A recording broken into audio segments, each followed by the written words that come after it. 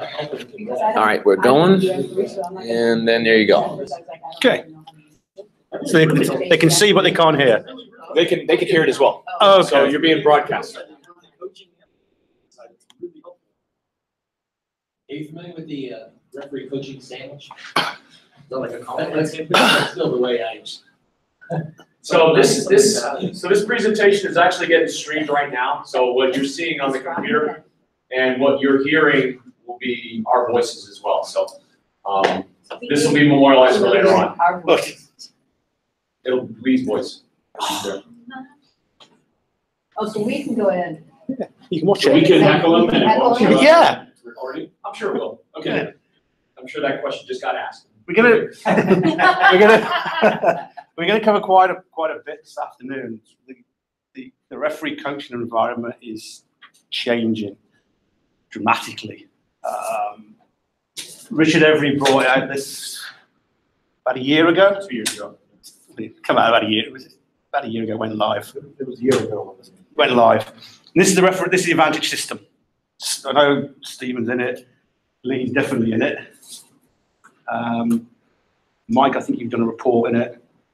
I've done a few reports. I'm going to report on a few reports. What the Advantage system is, it's basically a video system where it's similar to World Rugby the AMS system that World Rugby use, and that you can have the video playlist. The referee will then. The harder part for the referees here is they have to code their own video. So the referee has to go through. They'll put in try scored, penalties, any errors, any comments. It'll take a referee around about 2 to 3 hours to code their report. This is Dave Pichetti's from St Mary's, again, Central Washington, from 3 weeks ago. What we're going to do is, when we looked at Advantage before, we looked at it just generally. We're now going to look at it as writing a coaching report and how we do it. This is the preferred tool for referee coaches. If there's a video available, use Advantage. If there's no video, then you use the internal society one as a coaching. Is this being implemented with any of the performance evaluating? Yes. So if they've got good video, obviously they prefer audio. If they have good video, they can use it. So there's a match going on tomorrow. I'm going to send out what is going on in Cal. It's Cal O Club. So the referee will get the video, he'll send it, he'll upload it, code it, and then the Peter Watson will be evaluating it. So back to this. So Dave Pichetti has done all his parts on this. What we're now looking to look at is we'll scroll down. So all the statistics here, once you code the video as a referee, it populates this for you. So it gives you your scrum out percentages, gives you penalties, your free kicks, your comments, your errors, your foul play, your tries, your scores. Then the referee then goes through and they put in what the pre-match is. And in Sheddy's place, he was wanting to talk about feet because he finds himself to be static. So he spoke with Tim Liu and who was the other AR from Andrew Stockton beforehand, and let him know what he wanted to see. He sent this out about 3 or 4 days before the game. So he wanted to set his standards high. So this is what a referee would do pre-game. This is all the referee at the moment. We then scroll down and then we're coming into after the fact. So after the game, once he's done his coding, Dave's gone in and he's put down comments. So where these are coloured, if they're highlighted, that's a competency that they believe they've met. If they're not highlighted, they don't believe they've met the competency for that element. We can expand those. So again, you click on here, view expanded competencies, and then it opens up another screen and shows you what each of the competencies are and the elements within it. So straight away, you can see line out, setup, numbers, gap, more. So the referee will then look at this and say, okay, have they achieved these? And then if they believe they've achieved the competency, they'll check it. He checked 3. He checked 3. We've spoke since. He was pretty hard on himself. What didn't help Fischetti at this game though was he decided to wear boots, brand new boots, and he ripped his heel open by about 3/4 of the way through the first half. And he showed me after the game, and it was, dude, I'm amazed you could even walk around. It was a really bad rip on his heel. So he was really critical with himself. So what we'll do now, so he's gone in, so he's saying he's met 3 competencies. He's put his comments in. He thought he had a poor game. He was slow recognizing, didn't signal the line out was over until the second half. His balance was off.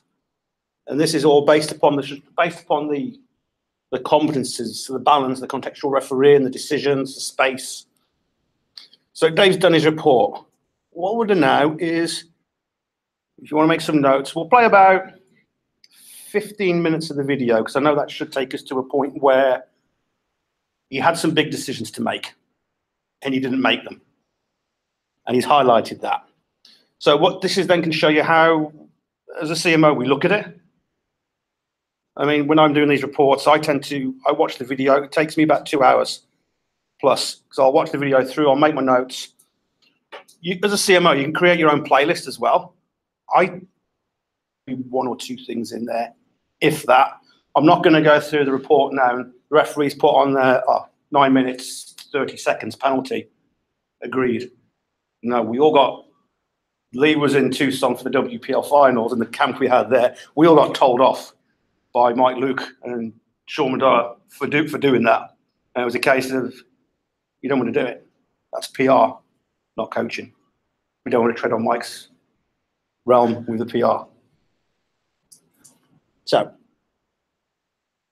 I'll play about 15 minutes of the video, just make some notes, and then we can go in and we can then see the CMO side of it and just help. And I think it just help you just understand and get what we're looking at when we look at the video and how we're viewing it. Because again, essentially, you're looking at it from a coaching point of view. You can tally the number of penalties, but look at it more for trend recognition.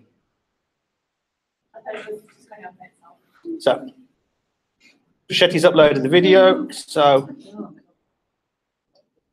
we'll go to where he has, where has he put the video? Do you, as a practice, do you look at his playlist before you develop your own? No. I think that's a critical piece. You don't want to influence your decision making based on what he's put in. So the referee will put his own playlist in of things that he wants to work on. But for your own purposes, I would suggest that you take your own notes before you look at the playlist. Because the playlist will unduly influence you either one way or the other, before you even get a chance to look at it. Yeah, I can't see it though. So we'll just let the report play. So what we'll do, we'll just let the game run.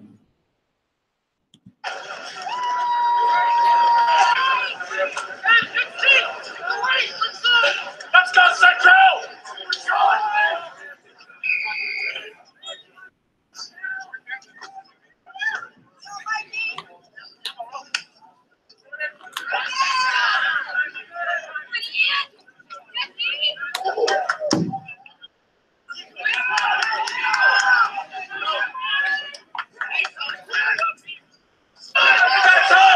Nice goal!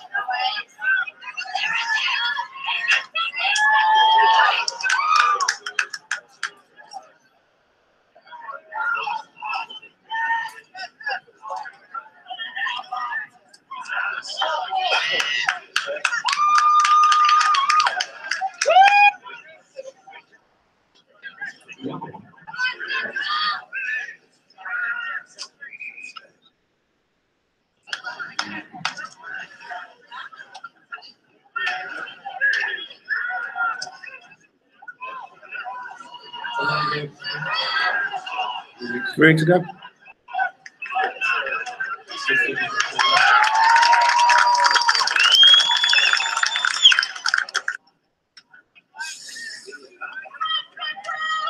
It looks like we should actually clip the video as well.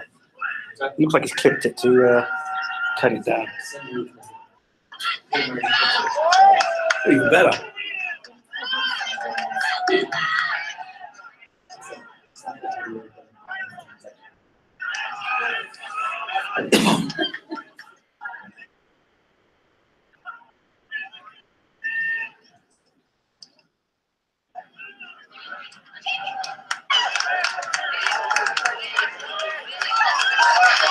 Picked in the front by Central Washington, stolen by Yale.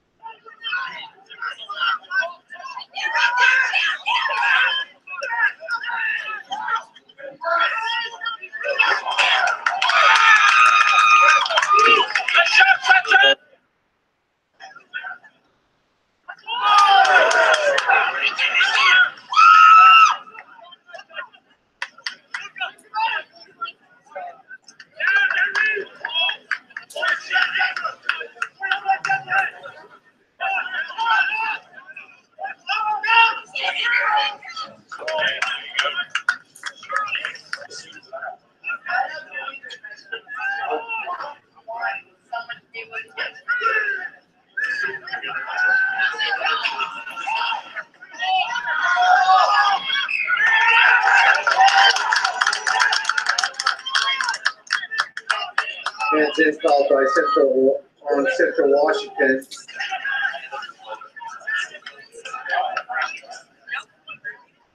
Seals off to take a scrum instead of the penalty kick.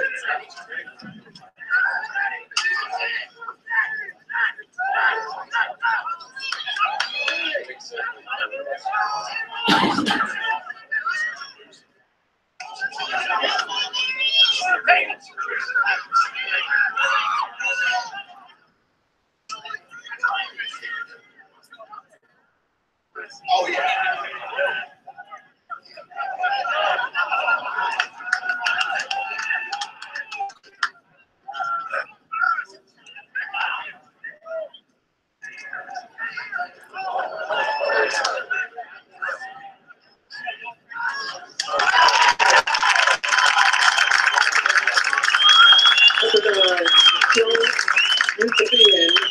With the try for the Gales.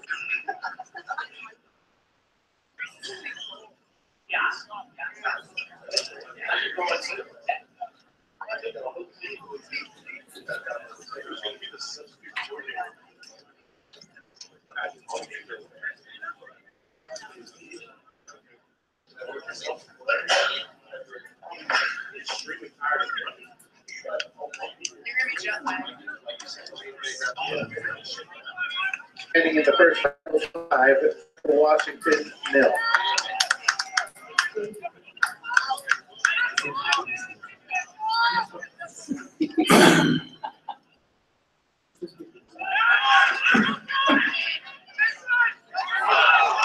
And right with the kickoff for Central Washington.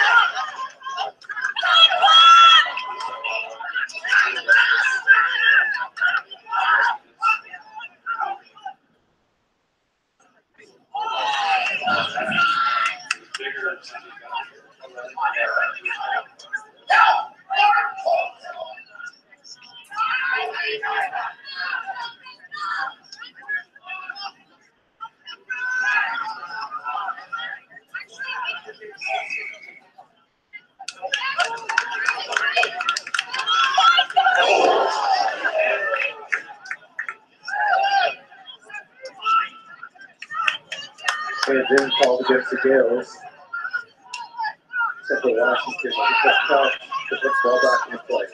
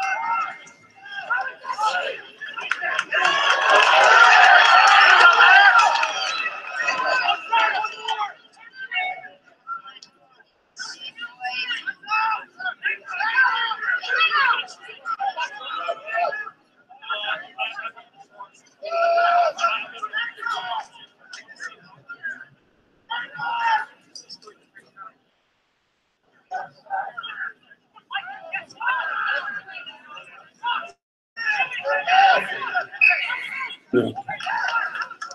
Oh, yeah. Let's go, Central! Put it in! Number on the way, called against the Gales, penalty kick to Central Washington. With the kick and the touch.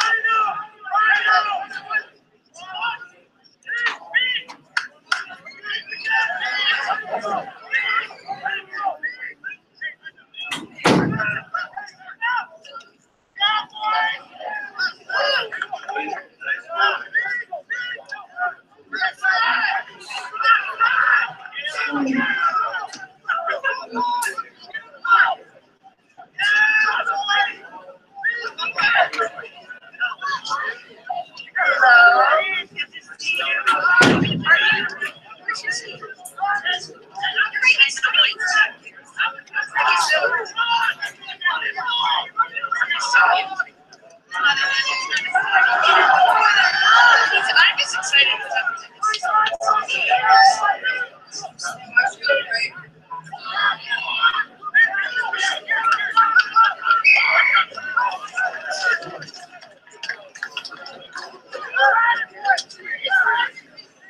Called against the Gales, penalty kick to Central Washington.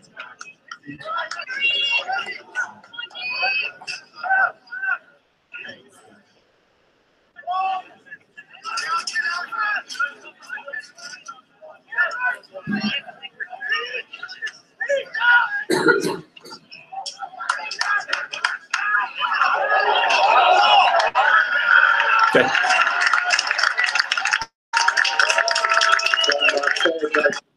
Pause it there. So that's hit the point I wanted to hit to with it. Quickly with an advantage with the video, you can go backwards 30 seconds, 10 seconds, 5 seconds, 1 frame, and forward. So when you're writing your coaching report, I certainly go backwards and forwards a couple times and just look in. to see what happened. What is the referee do? What is the referee doing? So we'll go back to. They're not what they know. We'll go back to the report. Take a couple minutes from what you've seen there. What comments would you make as a coaching report for Pichetti? And if you want to write the report for me, that'd be even better. Delegation. You haven't done this one yet? You finished it last week. I've still got. You finished this last week? He finished this last week. I've still got one to do for Leah Barrard. So she. Definitely on the phone. He was calling me on the phone and asking me how to do it the other day. Lee Ryan got multiple phone calls because she didn't use it first. So people like, please, so we scrum advantage. Who's it on? Like, who's it on? Is it this one? You know. I'm good getting video phone calls. And I keep manual on my computer now, and I just send it off to people. But it doesn't really tell you how to code stuff now. It does tell you a little bit of like in those situations. Some of it, but not all of it. That's why I don't put many CMO clips in. Right. I only put in positive clips. Do I? No, I did put a negative one for Jim.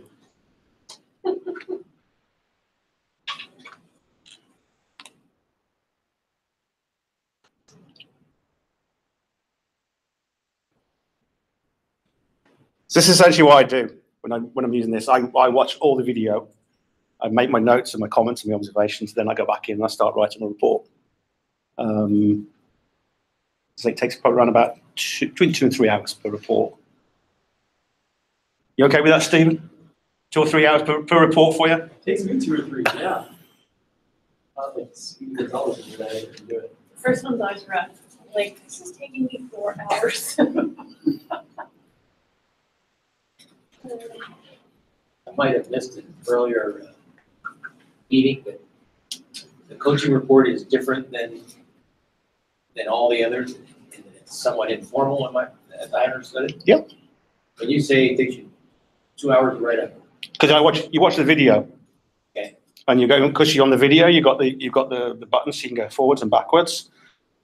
If I see something on the video, I do make notes of the penalties and what they're for. And that's the only time now I make any stats is when I'm watching the video and say, okay, penalty, what time was it? Yeah. And it's literally so I can just, if I need to refer back to. But what I also look for is I'm going, as I just mentioned, I go backwards and forwards. So if I see, as I'm watching the video, if I see something, I'll pause it. I'll go back 30 seconds. I'll play it. I'll pause it. I'll go back. Then I'll go frame by frame. Right. I mean, I do all that when I'm doing a PR report. So that's why it takes. That's why it takes But me. I haven't been doing that. I use it to identify any trends. It's good for trend recognition. So then, the coaching report, I was at the game. I know how many penalties they had. I know what I see that I we'll come like back. and don't like. We'll come back to that one. That's not how this works. You actually have to code it. So it's just looking more and more like a PR. It's not. It's a coaching. It's a coaching tool. The conversation's different. Okay. Well, It's not the, you know. I can see how that would work. You can make it a PR one if you really want to, but that's not what it's designed. The change in the mindset is I used to stand on the sidelines. I'd have a stat sheet. I'd mark down, was it ball carrier not releasing, knock on, how many scrums. Then when we went to the WPL, to Tucson for the WPL finals for a high performance referee coach camp. There was Richard there, Mike Luke, Sean Madoa from Canada. It was a case of, and I was paired with Amanda Cox on the Friday night, and what we were doing is Mike Luke came across to us. We were doing the same. We were making stats, and he said, "What are you doing? What are you doing that for?" I said, "Well, so we can see what's happening and write the coaching report." He said, "No, what you're doing is PR. It's not coaching. You're basically putting a timestamp down of when things occurred and what was it for." But isn't there a benefit at times when you need to put the time down to talk about? Not on a coaching report.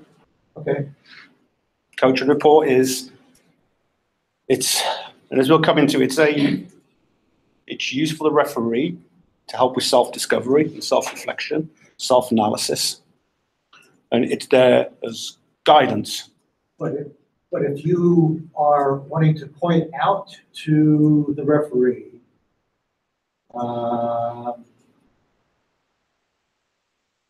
something that you saw at a particular time that was, he was doing throughout the match. But that's not, That's that's the fundamental difference. That's performance. Fundamental difference between performance review and coaching. That's performance review. And what you're talking about is you're providing, as a performance reviewer, you're providing evidence to suggest why this referee is doing what he's doing. Yeah, right. But as a coach, you're taking a bigger, it's more global. Okay. So you're taking this idea, and if So the fact that he is static and ball fixated.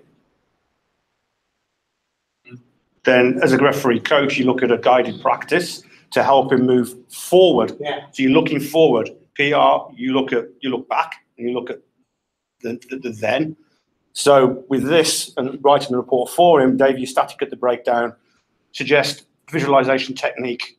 On the things that he needs to do. Yes. And Mike, I'm not suggesting that the video is not at all conducive. So the conversation you then have is, let's say he doesn't even recognize why he's doing the things that he's doing. But you understand that you want to get him to that point. So then the question is, I want you to go through the video clip and I want you to look at all of those situations static and identify those. So again, you're making the referee do the static work. Sure. You're making the referee look at the evidence to answer the claim or pose the question. And it's coming back to other things we've talked about for a couple of years now with triggers. Does he need to be at that breakdown when it's cold? No, he needs to have moved out. And what he was, in this instance, he was actually staying there. And he's now acknowledged himself that he needs to start using his triggers again and using a hot, cold and moving out. So we'll come down now, we'll scroll down a bit and we'll come down now to. That's the key though. This is. One's a snapshot. Yeah, one's looking back And one's trying to help. and one's looking forward. This is to help the referee look forward. One of the favorite ones at the moment, and Scott Green's using it all the time now, is with scrums moving forward, is have a picture in your head before you go out onto the field. What should the perfect scrum setup be like? 3 things: foot position, bind, body position. If you've got that image in your head, and you can do it before the game in visualization, that's another thing we're looking at now, is just have the referee stand there, close your eyes, imagine the first scrum. Okay, got it.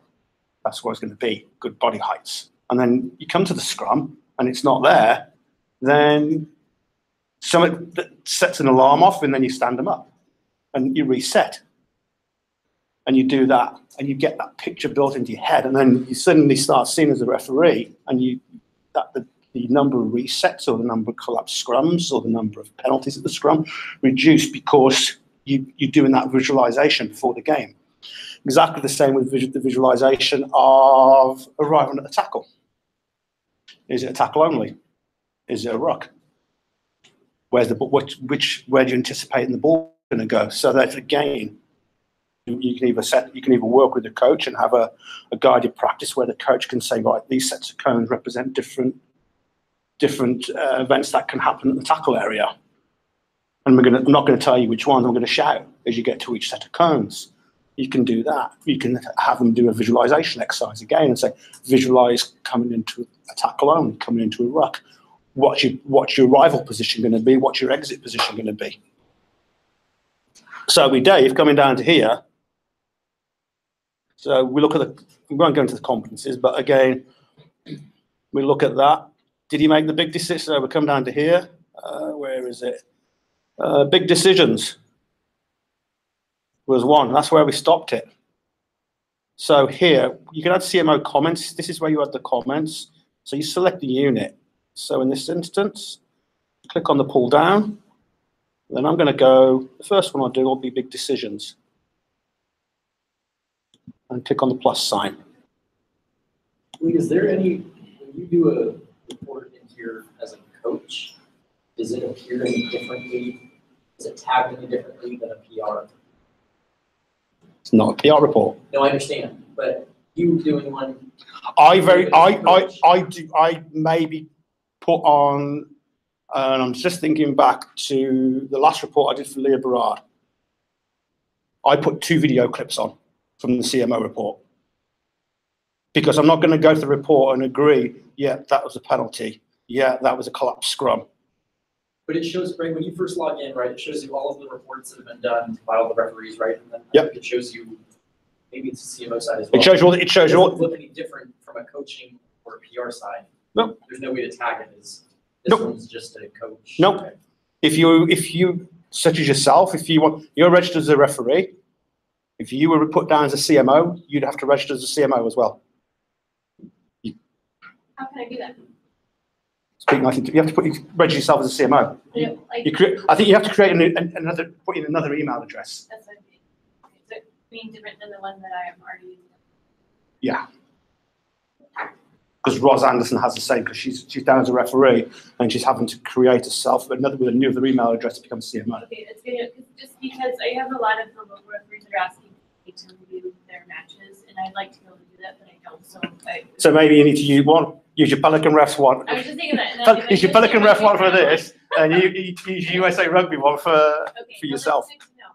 But you have to have 2 logins So you because can self-identify as a CMO, I don't need to get like. Yeah. permission to be a CMO. no, when you go into register, Yeah. you put in your details, then you have the selection box at the top, and you choose on the pull down. You put down whether you're CMO, whether you're pro, level 1, national panel level 2, B1, B2, B3. You choose your grading. Okay. When you log in. So when you create your login, you'll log in as when you log in as a CMO, it'll come up with CMO. When you log in with your national panel login, it'll come up with Lee Bryant, MP/2 for level 2. Okay. I'll do that right now. Because like the 4 of them are down as pro.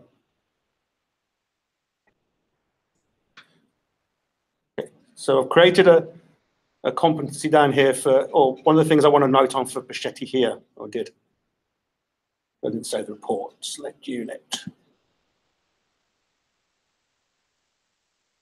Big decisions. Plus.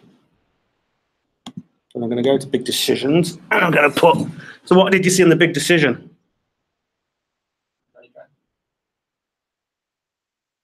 What I picked up with Dave was there was three penalties against St Mary's pretty quickly. No card. He didn't even talk to St Mary's. And they were all in the red zone. Yep, same with the 2 scrums at the other end. So Yeah, Comment all would- all the infractions. comment would be, St. Mary's one impression.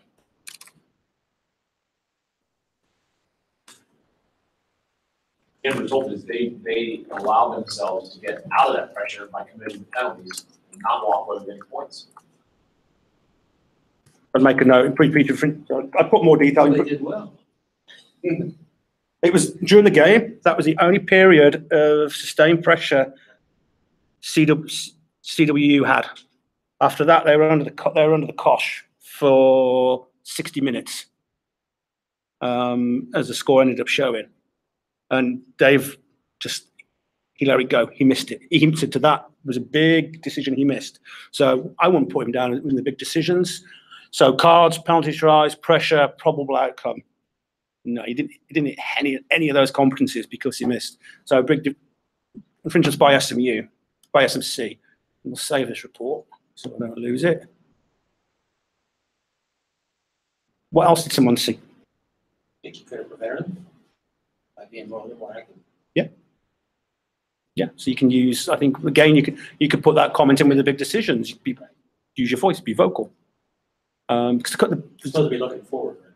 yeah, the competencies are based when you put on the CMO comments are based upon these as well. So you can see all of these. So space, breakdown. What was his position like at the breakdown? Personally, some of the times he was, for me, I saw his position. He was actually facing the. He was on the defensive line. He was around, but he was in the saddle a few times, he was on the Yeah. outside lines a few times. Vicky. I saw him so close that 3 or 4 times players almost rolled into him or backed into him, and from that position, I don't see how he could anticipate where he needed to go because he couldn't see outside from around the ball. So what I would. So, but I'm not sure where that would be. So what I would do that was you could put it in space. You could put it in. I think it's space. It comes under. Or breakdown. Where's space? Space is set pieces, ruck more, frontal line, breakdown. So it'll be under breakdown.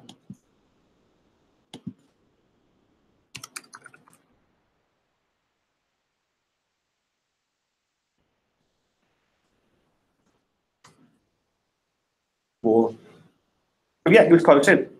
This is where, he was said. His feet were static. The tackle area had gone cold, but he remained there. So again, the coaching advice there was, what were your triggers, Dave?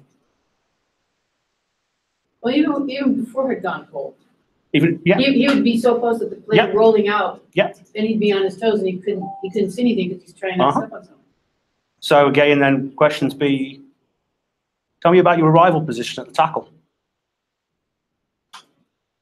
Can we talk about your exit position? I'd be asking him about his exit. Yeah. It seemed to me like a lot of the time it was very clear with where the line was going. Yep. The ball was passed. And he'd gone. He wasn't keeping off the lines. Right. But like someone 2 weeks ago. Clearly went the other way from the side he was standing on. Yep.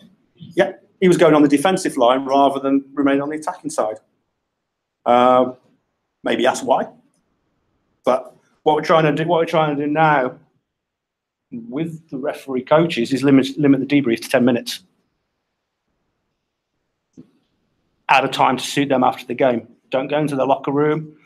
Don't go wherever they are. Leave them alone. Let them come to you. Let them know where you'll be, and let them come to you.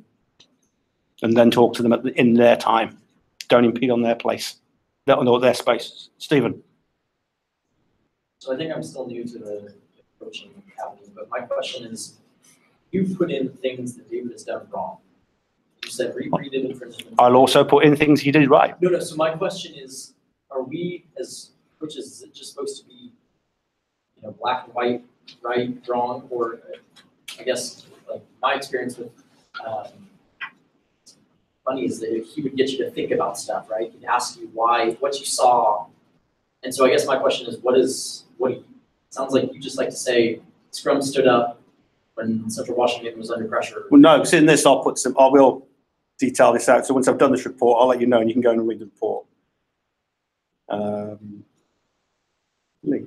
Can I make a comment? Because I've received CMO reports from all types of people.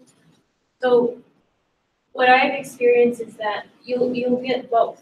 You'll get both throughout the report. So like when there's like a teaching moment, like that's a very finite moment in the game. Like you have 3 penalties in a row, blah, blah, blah, blah. So that part will be discussed. And I've seen this in some of Lee's reports too, is that you have those teaching moments and you address it because you need to see that picture, but then either in the timestamp at the end, it'll have a question that says, why do you think this is, or blah, blah, blah. So it'll still have some of that Socratic information in it, like side by side by the metric or whatever you're looking at. But then also down in the body of it, you'll see some of that too. So it's, I feel like and it depends on how they do it, but a good report, and you'll see this from a lot of Lee's or Richards or whatever, is they'll still have moments where they're making you look at something, but they will have thought-provoking or Socratic questions later in it. So you will see both. It just depends where they put it. Yeah, I mean, I tend to do a lot more in put comments like that, more in overall. But I always enter overall as a selection. There is a piece here of focus, right?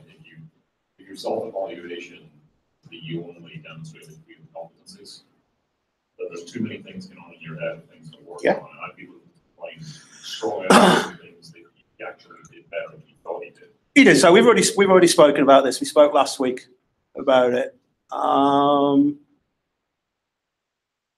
Some of them he never hit because there was not really any instances of foul play he could have actually had the unfair play with some of certainly two of the penalties, the quick penalty in the red zone was St Mary's actually killing the ball. Right. So he should have dealt with that.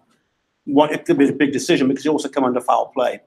What he couldn't have done much on the lineouts. I mean, lineout was pretty clear. He could have put competences in there, but he was really, really harsh on himself.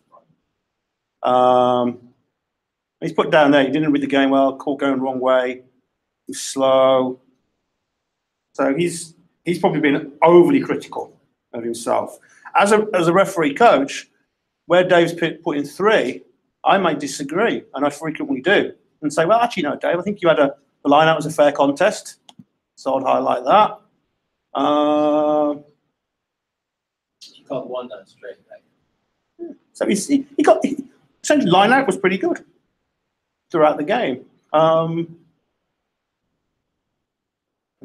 need to watch the full video to go through, but then I may look and say, okay, well, scrum, yeah, your actually management was pretty good, Dave, because I know you'd highlighted in post-game that you've had issues in the past with St Mary's driving up. You penalised them correctly the first time you saw it. So great. To me, your scrum management was good. So I'm going to highlight those. I mean, I'll carry on doing more. I will show you one report just so you can see more what one is. So if I go to home, I'm going to do all. Then we go to that one. So this is reported for Leah Berard. I'm working with Leah. And this was Beantown against Amazons in the WPL. It was, running on the video, it was a horrible day. It was like 30 degrees and there was snow on the ground. And it was an ugly game to watch, as you can see from here. And again, this is what Richard come back to with Advantage, is you can identify, you can identify trends, but here she's got a high penalty count at the tackle and a low penalty count at the ruck. Okay, I'm good with that. If you had if that was flipped, you had a higher penalty count at the ruck and still a tackle and penalty count at the tackle, then there's a problem that identifies trends. So these stats are really useful for identifying trends and giving some trend recognition, which then when you write in the report for the referee, you can then bring in that trend recognition with it. So Leah put in, I mean, she thought she did pretty well. She thought she had 32 competencies. So she wanted to make foul play, space, scrum setup, enjoy it. Weather was horrible. Missed it in front of the kicker. Beantown were dominant in the scrum. So she went down through pretty well and did that herself. And here cards can sometimes help the game, but it's about structure. So then I came down. So when Leo did quite a detailed report, and I came into it. I reviewed the video. Then it was a very high penalty count, and it was a really fractured game because it was a stop-start game. But we then looked at it and went down. So Leah believes she hit tackle assist. I know she didn't. Tackle player, quick ball, dangerous play setup. And there was some that I didn't agree with there. She felt she hit.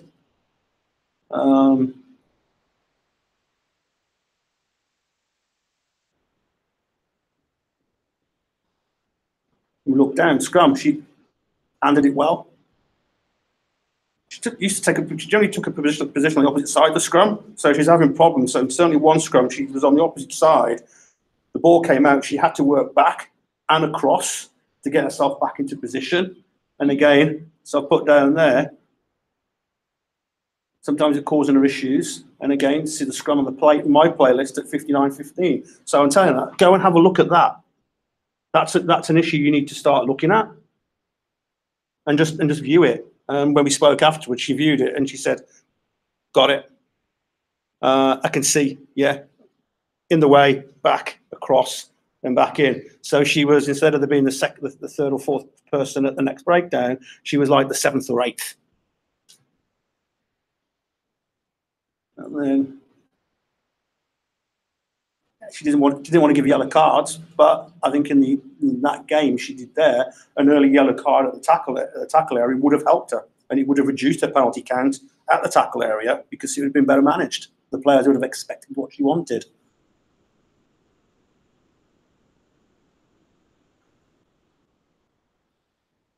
That's a big comment for me to give that I gave to Leah for foul play. Don't put yourself in a position to manage through foul play or repeated infringements. She was trying to referee through it rather than she wanted to leave 30 players on the pitch. Kudos for her for trying to do it, but in this game she shouldn't have done it.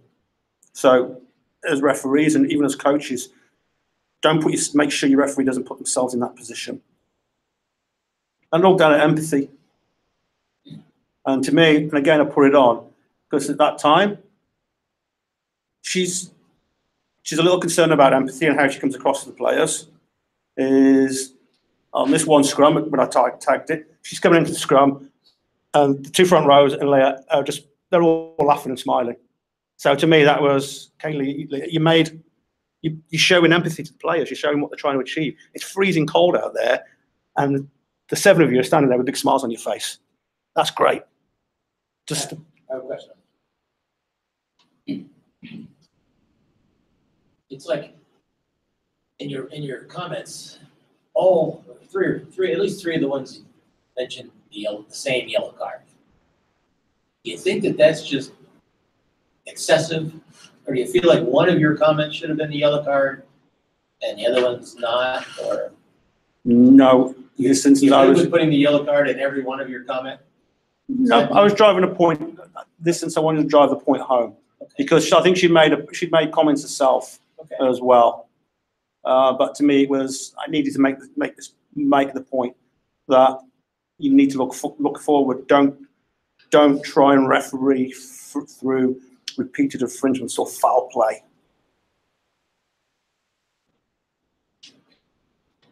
And then, As part of it is that maybe like the one big thing.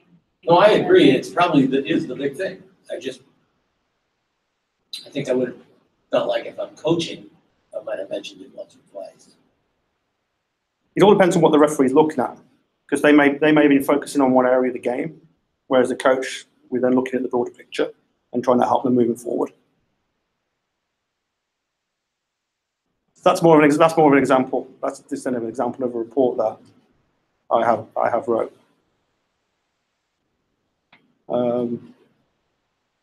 I put in positive comments as well. Certainly, the empathy she showed to the players was great.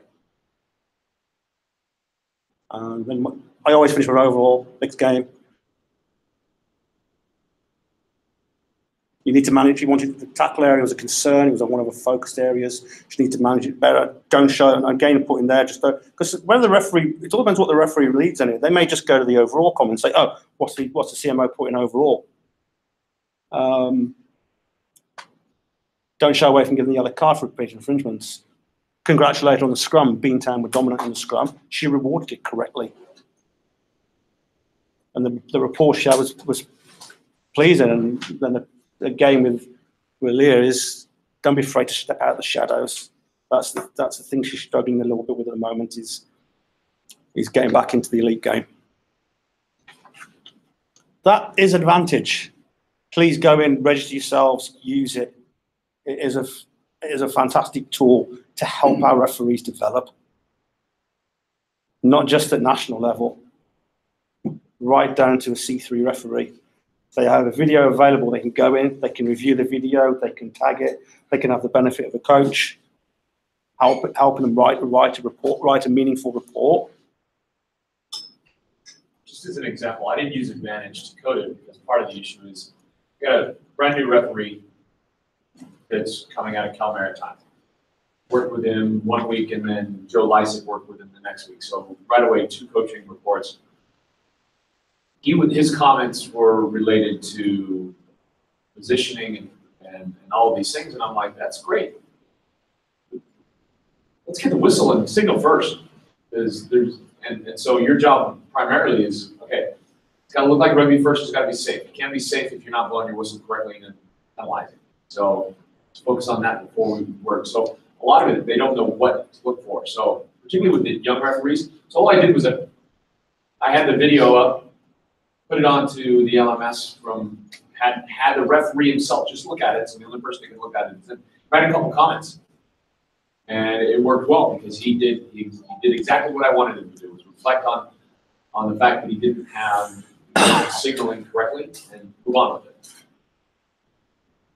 Your job is a lot of times to kind of be that reflective board. The video will help. We've got to get more video. But is it, well, I guess it's not always D1A, but it's a D1A requirement to have video, but not all of the teams. Correct. We're trying to get new refs through. No. The high schools have more chance. You have more chance of getting video of high school games than you do of men's Division I, Division II. Did you want to do your part? Is that You wanted that thing you sent me on Friday? That's what I'm off Thursday. the roof? For the questioning? The high level of questioning. I can. Or I've got that presentation, or I've got the reflective. Go ahead. I emailed it you. It's on that presentation. I think that tab. That's advantage. Let's see. That's it.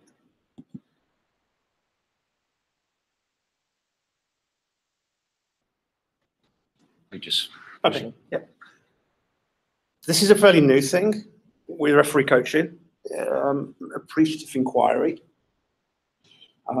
It's something we went through in Tucson, and it's more about how, as coaches, we deal with the referee, how we talk to the referee, what questions we ask the referee, and it's a relationship with the referee. When you start off with certainly with a newer referee, it tends to be coach driven to help the referee hit certain targets and certain aims. As that referee develops and they start along the journey of self-reflection and self-analysis, then that relationship then starts changing and turning around and becomes more referee driven rather than coach. And the coach is then there more as a mentor. So this is another big thing, is appreciative inquiry. What is appreciative inquiry? Appreciative inquiry is a practical application of appreciative inquiry principles, the process which a trained coach is engaged by a person or organization to function as a counselor or advisor. As coaches, we're here to advise. Works in everyday life. Paul's a teacher. He can be there as a counselor by asking the kids questions. So we now come in. There are 5 principles within appreciative inquiry, and it forms the basis of everything regarding around it. So what are those 5 principles? Positive principles. Positive actions now stem from positive energy and emotion. If the referee feels good about themselves, how do they feel with the actions they put if they're positive? The actual definition: the positive principle asserts the positive energy and emotion to disrupt downward spirals, building aspirations of people into a dynamic force for transformational change. Positive energy and broaden emotion, broaden thinking, expand awareness, increase abilities, build resilience, offset negatives, generate new possibilities, and create an upward learning curve and growth. Referee's positive, the referee's going to grow. As coaches, this is part of the thing, we're there to endorse their positive actions and help them. constructionist principle. Positive energy and emotion are generated through positive conversations and interactions, which lead to the outcome. You have a positive debrief with your referee, and this goes then for both probably coaching and when Mike's asking questions at PR. If you have positive questions, then that's in its good energy. The referee's going to open up and you're going to talk. I found that out with the referee, one of the referees I coached in Tucson. I spoke for 2 minutes, she spoke for 10. She was like a flood as soon as she opened up. We asked her one question and that was it. It was just a torrent.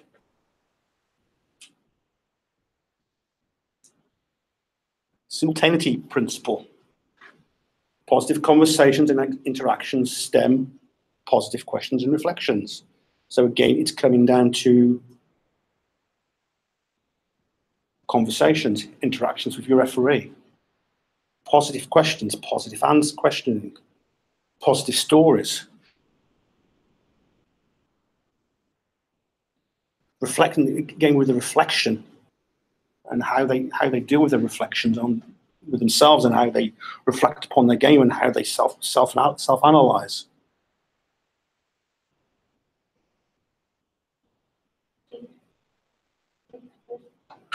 So what he's saying right there is incredibly important. Is part of my advantage is really good too, is that it gives you a format to talk about what you think about things, why you did what you do, how you feel about it. Because for a lot of the high-level assessors and stuff, yes, we all need to be accurate, whatever, blah, blah, blah. But what they really look for in there is where you're at in your head, right? Like if you're saying, you know, I was thinking about a yellow, or you know, I feel like this series could have been changed because of blah, blah, blah, blah. They're looking to see where you're at in your development, because if you don't say anything about that stuff, then they know that you're not even thinking about it, and they kind of know where you're at in your development. So really use, you know, you need to use advantage and in those places tell what you were thinking about stuff or how you felt about it, whatever, because that is much more, that highlights much more where you're at in terms of a referee and your maturity, what you know. And that's what you want to get the referees to tell you as well, is you want to know where they're at in their head. So, you know, really, really push that. Like, well, how did you feel about it? Did you think about that? You know, because that's what the assessors, or that's how we determine where they're at in their referee. Huge. And just there's more principles following on from it's called the 5 Ds, and it's that then goes more into what Lee's just said about and how as coaches and the interaction you have, and principles of assertive inquiry help. I'm not familiar with prolepsis. Prolepsis is forward-looking. Okay.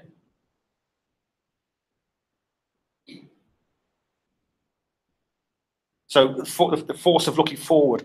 So if you've got a referee who has anticipation of getting onto the national panel, the force of that driving them forward, as Lee went through it 2 years ago, the energy it gives you is great. I mean, for me as a coach, since I did CMO2, the energy I've had since then, and the fact that I'm moving into I'm working with the national people, for me has been great, and it gives me a huge buzz in working, getting the opportunity to do that. So it works for the referee. The appreciative inquiry works for the referee. Lee, you want me to show that matrix that I showed you? Let's finish these 5 slides, Okay. then pull it up because it'll then link in. Oh. Well, no, Say something else. it'll then link in with the 5 Ds. And finally, the poetic principle. The anticipation of the future stems your attention from the intention to the present. And again, as Lee pointed out as well, this is what certainly the referee coaches, the higher level referee coaches, so like Richard and Rion, are looking for. is, yeah, you can say, oh, I got to focus on the other cards and not try referee for infringements. In positive, in poetic, it asserts that present, that you're in the moment, that you're there. It's just a diagram of the 5 principles of appreciative inquiry, and it shows you how they interlink. So, positive attention in the present, and then I have to read this because of my glasses, is fosters visions for the future. So you then move up the triangle to anticipation of the future. What does the future hold? As a referee, does it hold next grading? You go from C3 to C2. Does it hold the fact you're going from a B1 to national panel? So it's the anticipation of the future. Positive questions and reflections.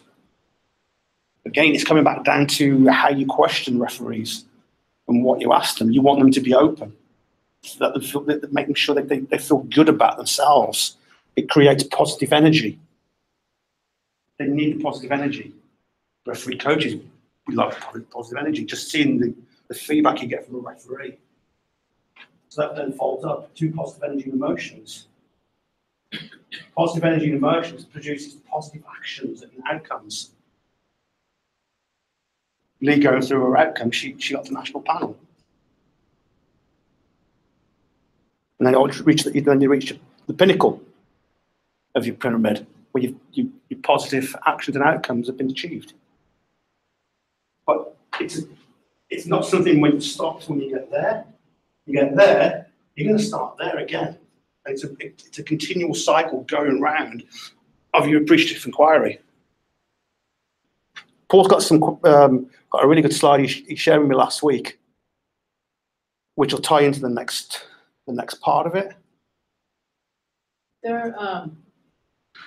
Is there some research? A huge amount. I'm going to post it onto the LMS. A lot of this I took from a document that was given by Sean Madoa of appreciative inquiry that he uses in Canada. Right. So what I'm looking for is there peer review research? There is peer review research on all of this. I didn't put the quotes on, but I've got it on my laptop. If you want to see it on my laptop over the weekend. You can send it. Then I've got it as a Word document that I can send you through. But I can send the link anyway. It's about a 30-page document, but it gives you all the research revolving around appreciative inquiry. But you can just do a Google search as well, appreciative inquiry for sports coaches, and there's huge amounts of it. I haven't seen this concept or phrasing in any of my academic work this year, which is why I'm interested in the research. Okay, I can send you so that I can, circle that around for my program. I can send you that. It is really good. It all revolves around the questioning that creates the appreciative. That comes back to the inquiry. You want to do your questions? Yeah. Do you have it on there? PowerPoint? No. You have the email, right? Yeah. You want to send it to me? Because it's got my other computer.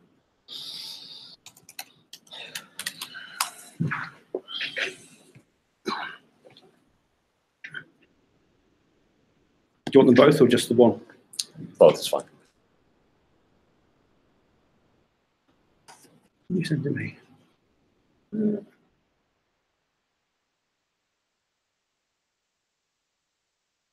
Oh, we went into that one. Yeah.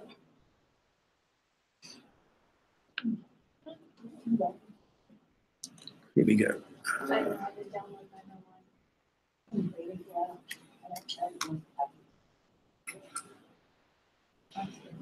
Here's the one.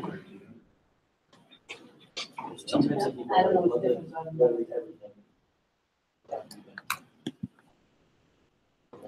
Yeah. Here's the second one.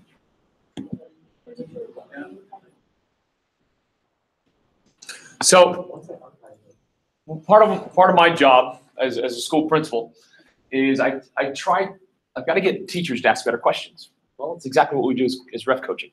So immediately I saw the applications for this.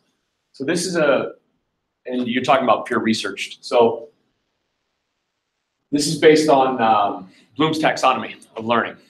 Okay, so we go from on the x-axis, on the y-axis, we go from basic understanding and remembering those level 1 skills to creating and creating something new. And as referees, we want to create a game. That's our goal. Along the x-axis, you're talking about the application. So we're talking about knowledge and taxonomy, and then we're talking about the application. And going from basic knowledge of the law, where we see all C1 referees, to using the law to create something in a real-world open environment. Okay, so as we progress as a referee, our environment goes from this closed set of just knowing the law to open set to bigger games to more pressure, and we go from this acquisition of knowledge to application of knowledge. So that acquisition is learning the laws. The application is learning how to use the laws. We go to assimilating and taking the laws to create a game, and finally we go to adapting, using the laws, and what we want to do is use those laws to create structure. Allow the game to be played, but at the same time under the confines of the law. And where we get from this is a series of questions.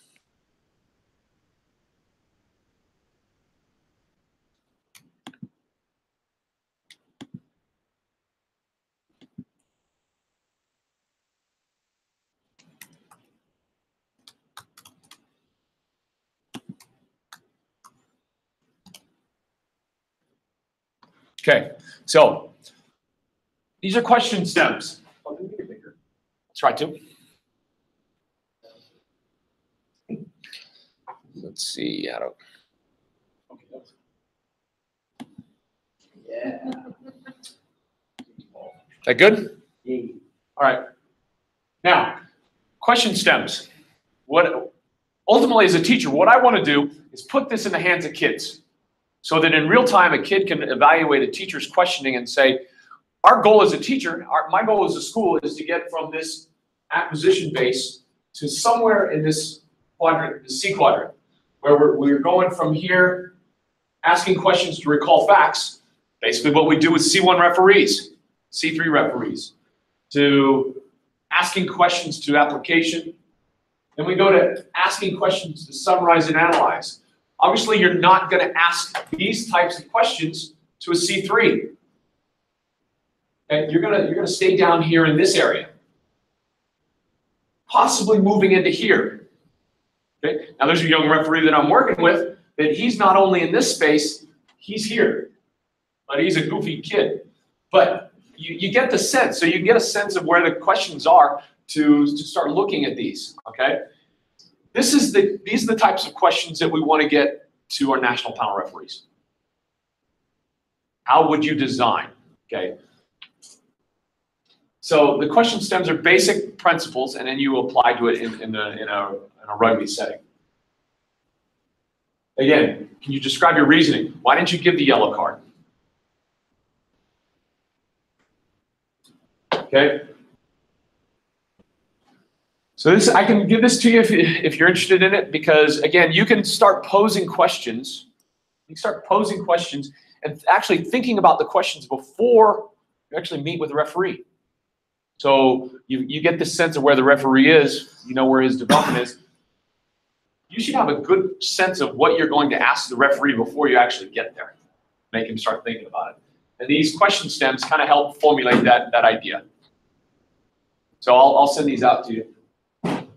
But you can understand the principles behind this, the X and the Y quadrants.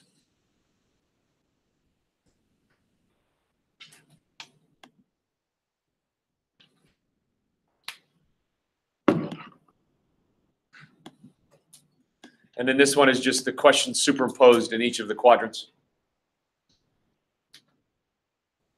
Here's that now. That's really useful. Okay, yeah, I can send it out. And peer review, this is all based on this is all peer review from educational standpoint. Make it a Google Doc? I'm going to put it in the LMS and people can use it.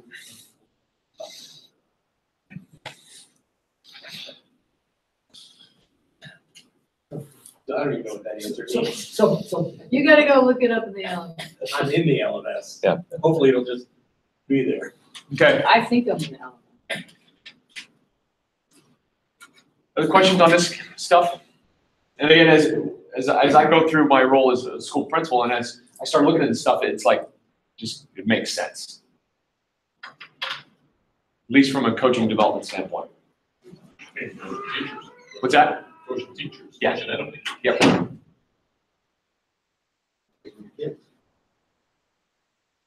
And I get tired of asking them questions. Okay, you good? Yeah, we just go back to Which one do you want? back to the presentation.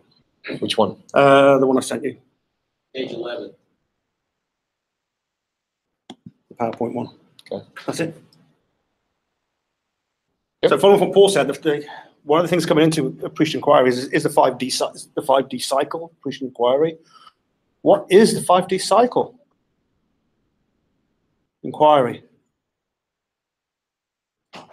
Define, discover, dream, design, destiny. This works so well for referee coaches because this is basically what it is. So as we're coming down in, we'll then touch on each one. Define. And what you'll start seeing more and more is the referees are termed as athletes, because that's essentially what they now are. I mean, the referees on the national panel, and Lee could attest for that, they have to be so damn fit now with the fitness requirements on them, that's why now they're viewed as they're athletes. Technically, we should be terming them as high performance athletes. That's what we were covered on before. But even now with referees, C3 referee, they're an athlete. So you're going to start seeing it more and more. So define. It's the process of starting with a referee coach. You get an agreement between the coach and the referee, the athlete. What do they want to learn? You want to learn, Sam? You're the referee. What do you want to learn? What can I help you with? Stephen? This is the type of things, this is the start of the agreement. This is the start of appreciative inquiry. Doesn't it also help you just kind of narrow down Yep. the focus, right? So that Yep. you're not looking at something that they don't even care about. You don't want a broad focus. You can put the tackle area, okay? Let's break the tackle down. Let's look at the different components of the tackle. Scrums. How many different free kick or penalty infringements are there at a scrum? What? 43. Try breaking those down. So again, as the referee coach and the 42 is always the answer. 43. You agree what the referee needs to work on. You're defining. And again, it comes back down. The effectiveness of the appreciative inquiry depends upon the agreement from both the referee and the coach. This is why it's two-way communication. More so coming from the referee as they progress. To start off with, it'll be more coming from the coach. But just remember, even though it's going to be more coming from you, it's not about you as a referee coach or about you as a performance reviewer. This is about the referee, the athlete. So we go into the second step of the process, the discovery or discover. This is the most important element of the 5D. Discovery. You've got your learning agreement. It's clear. You know what you want to do. The next step, help the athlete discover that. Examples, guided practice, visualization, video review. So else we'll touch on journal writing. How many write a journal? How many keep a coaching or a refereeing journal? What do you use on the sidelines when you're coaching? That's we for a long time told people to keep a record, didn't really turn it into term, but we told them to keep a record. But we don't teach them appropriate models for how to do that as a reflective process. You should use it as reflection. So reflection has a lot of meaning. You do it as a coach, though, is a question. Yes. Yeah. You should do for anything, but particularly as a coach or as the athlete, because for either one, the process helps you become better. Yep. By improving your self-efficacy. And the best way to do that is know what you've done, the outcome you want in the past, and project it to the future. So, but by the start of the coaching contest, that most of us are working about the referee performance and helping their growth and encouraging their reflection rather than necessarily ours as coaches. You got it. It's all about the referee reflection. The referees, they're in charge of their own destiny. They have their reflection. When They you walk away, we reflect as well. I use my notes to help me write a coaching report, but I also then use them to give me reflection on how I coached. Was I effective in that for that referee? That's the big. Favors had me coaching twice, and I saw an improvement from one time to the referee, one time to the next. You 2 weeks ago. The biggest difference is that I can keep a journal. I can keep a journal about the referees that I work with. that's not the same. But that's not the same thing that we're talking about. No. And I mean, I'll use, Reflecting on your own craft. if you want a better student, well, yeah, the student can become better, but you can also be a better teacher.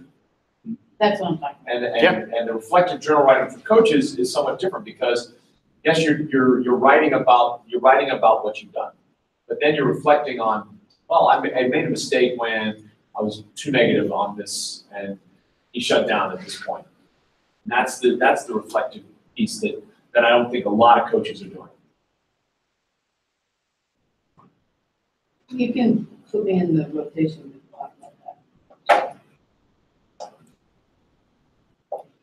So discovery, again, is not just the referee, it's the referee coach as well. Everybody pointed out, the referee coach is on a journey of discovery as well.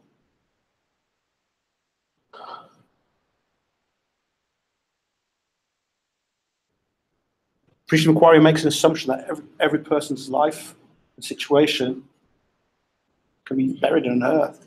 Everyone can have different examples of how they can deal with their discovery. So discovery is the most important part of the 3Ds and probably the most important part within appreciative inquiry. And again, this will come down to questions you ask your referee. I mean, what's the favorite thing you've done? Why you decided to do this? Yeah. It's questioning. Have you thought about anything else? Yeah. Dream. The athletes discovered, yeah, I'm pretty good at being a referee, or yeah, I'm a good coach. I feel I'm good. Then you've discovered what is. The next is what might be. How can you deal with that? I've had three magical wishes. What are they? Are they realistic? Is it just a dream? It's good to have dreams, but when those dreams come to fruition, how do you feel? You'll feel pretty good. So you really need the discovery phase to have your dream. Without doing the discovery and finding out, then you've got no dreams. Design. This is where now it comes in the good parts for the referee coach. We're designing the appreciative inquiry. We're asking a question. Type of question you use. I've got another document which I'll post on the LMS, which is called The Art of Powerful Questioning, which was given to us by Mike Luke. And it's just a series of short questions. They're very powerful questions. They're not one-word answers. They require some thought. So rather than tell me about it, how would you do this? So there's different, just the way you can structure it.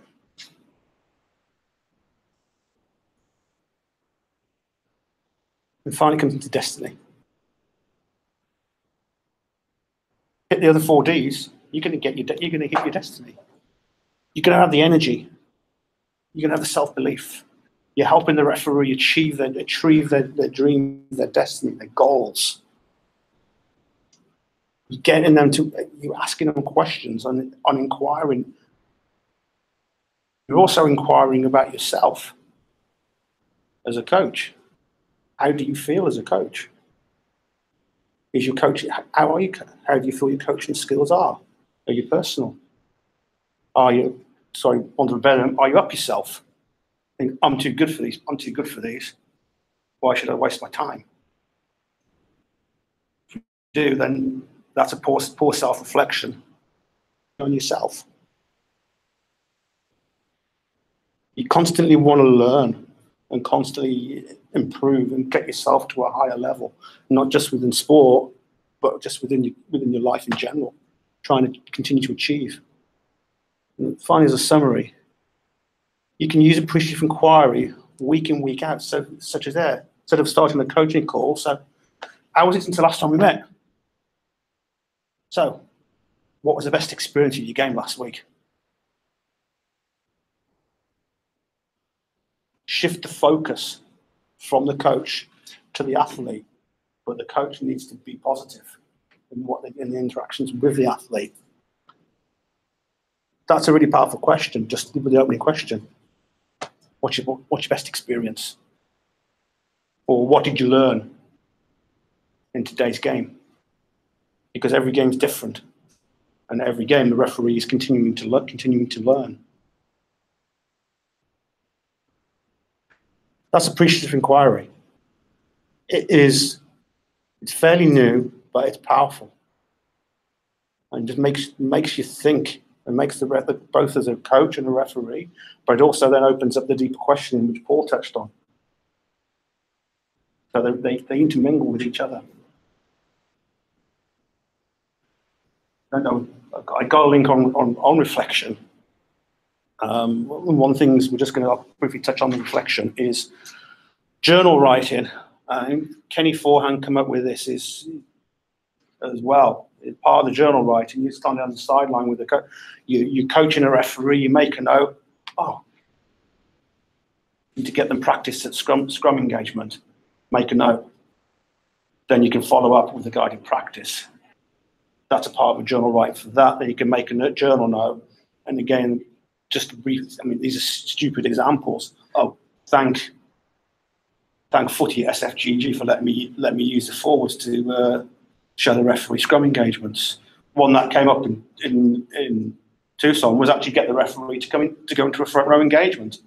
Let them understand what it's like getting into that engagement. I wouldn't want to do that personally. I haven't played there. But use your journal. Now when I coach, I no longer have a stat sheet. I got a little notebook. I make notes in there. If I feel I have to make a note for the referee, such as Bichetti, I made a note. There was 3 quick penalties. I need to explore that with him and reflect on that with him, which we did following the game, and we spoke since. So there's the comment that came back from Mike Luke is, don't ignore the stats, but you don't need to use them. You don't need to make them. But the performance reviewers make the stats. Only use the stats in coaching for your trend recognition. If you feel it's identifying a trend, that then needs coaching. Then you go from the coaching, you create the guided practice.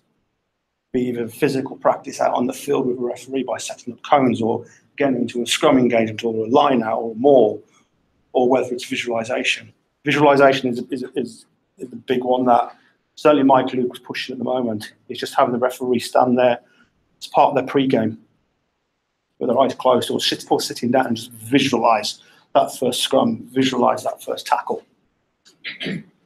Look at what you know what to expect. Even as referees, you've done the L1, the L2, or you've done an L3, then you know what to expect. I'm just making the notes in that journal. It helps you, it does come back to reflection. appreciative inquiry comes back to reflection. The coaching environment is changing. There's more emphasis now on the referee coaching rather than the performance review, because the referee coaches can add so much more value to the referee and develop the referee. Ultimately, again, you speak with Richard, is at the end of the day, we want to deliver a product. If we're not developing our referees to deliver that product, then we're not developing the game. That's it from me. I don't know if anyone's got anything they want to add. We're a bit early, so. I can give you the model for self-reflection, which is about improving your own performance. Yeah. Give me a minute to write something on the board, and then you can go through an exercise. Good? Okay. You good? Go ahead and shut that off. Any chance I can get you to send me that? Yeah. Send it to all of us. It really is. Good stuff, guys. I mean, the appreciative inquiry it's just so powerful, and it does take the referee and the coach on